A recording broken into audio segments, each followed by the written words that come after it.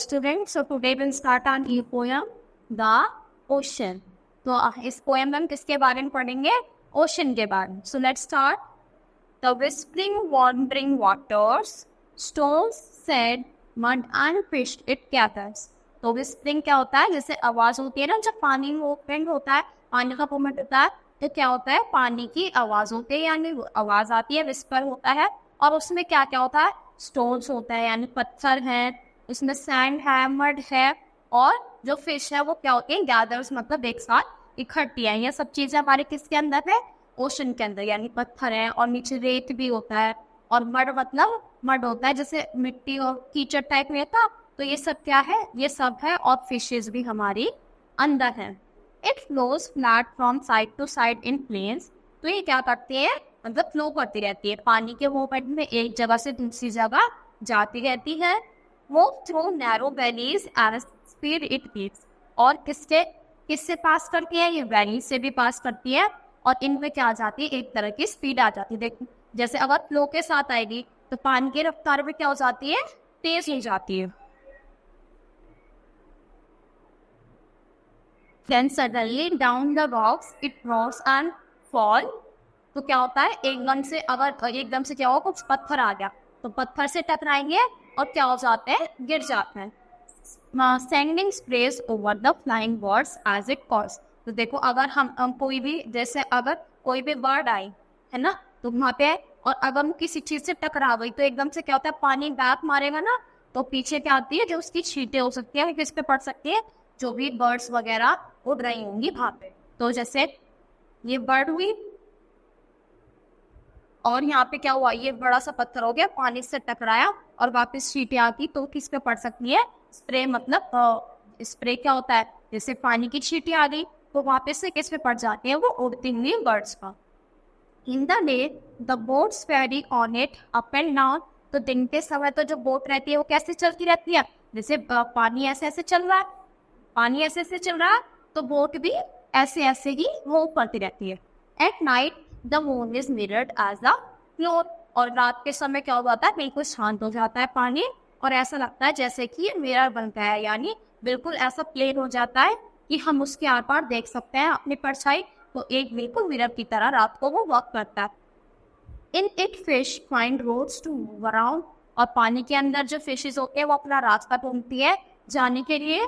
Till the clever fisherman lines them on the ground. और जब तक जो फिशरमैन होता है, फिशरमैन को होगा तो मछली को पकड़ नहीं आएगा, तो वो अपना जो फिशेस होती है वो आराम से मूव करती है, जब तक जो फिशरमैन उसको अपने जाल में ना फंसा ले. देखो वो क्या करता है? वो अपने उसमें एक जो रोड होती है उसमें नीचे एक खाना फंसा देता है कि इसको खाने मछलियाँ आएंगी और मैं उसको पकड़ लूंगा. तो जब तक वो फिशरमैन को लालच नहीं देता, वो अपना आराम से अपना इधर उधर मूव करती रहती है. Many stream join to make it mighty. और बहुत सारी स्ट्रीम क्या होते हैं? जैसे पानी की लहरें होती है, उनको ज्वाइन करती है, but at the end it falls into the ocean like. और धीरे धीरे क्या करती है? वो पानी में जाके मिल जाती है. तो I hope you understood this poem. चलो अब एक्सरसाइज करते हैं. Now whispering wandering water. देखो, It flows flat from side to side in. कहाँ पे मूव कर रही थी? प्लेन्स में. At night the moon is mirrored as a. तो मून मिरर किसकी तरह हो जाता था? फ्लोन की तरह. Till the clever dash lies them on the ground. और जब तक क्लेवर कौन था? फिशरमैन. किसको पकड़ने के लिए आता था? फिशेस को. The whispering one. देखो इसमें क्या करना है? हमें लाइन्स को कंप्लीट करना है, पीछे पोएम में से देखे. The whispering wandering waters, stones. तो स्टोन्स के बाद क्या आएगा? Sand, mud and fish it gathers. Sand, mud and fish it gathers.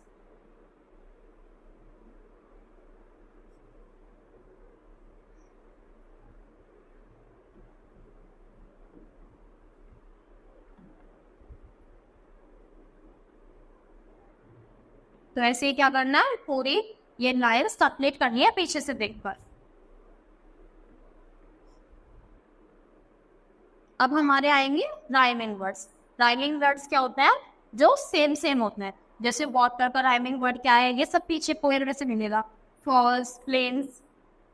तो वाटर का होगा गैदर्स और प्लेन्स का होगा guess, falls falls, down down. तो ऐसे क्या करना है, ये पीछे से देख के सब बताना है। तो जैसे प्लेन्स का गेम्स, प्लेन्स का गेम्स, तो ऐसे सारे ढूंढ के इसी से करने। माइटी का क्या होगा, डाउन का क्या होगा, फॉल्स का और अराउंड का। अब देखो ये क्या है, ये जम्बल्ड वर्ड्स किए हैं, अनस्क्रैम्बल करे हुए हैं, मतलब जम्बल करे हुए हैं। तो इन वर्ड्स को हमने क्या करना है, एक वर्ड बनाना है जो प्रॉपर वर्ड हमारी पोएम में यूज हुआ है। जैसे इससे देखो क्या बन सकता है, मड, इससे फिश। तो ऐसे क्या करना है, पूरे वर्ड्स कंप्लीट करके सही वाले वर्ड्स लिखने। अब question answer, where water flows flat from side to side. तो पानी कहाँ पे कर रहा था, साइड टू साइड, प्लेन्स में।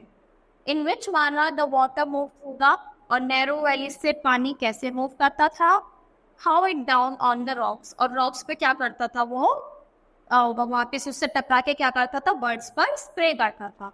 On which time the boats ferry on it up and down, और किस time boats up and down चलती थी, मॉर्निंग के टाइम में। Which is mirrored as a cloud, और कौन हो जाता था मिरर रात के समय, पानी यानी वाटर। अब यहाँ पे क्या करना है, हमको ये बताना है कि right a short note on why water is so necessary for us, कि जो वाटर होता है वो हमारे लिए जरूरी क्यों होता। तो यहाँ पे आपको पॉइंट्स लिखना है, ये वाटर हमारे लिए क्यों जरूरी है, पानी हमारे लिए क्यों जरूरी है। तो I hope you understood this poem. That's all for today, thank you.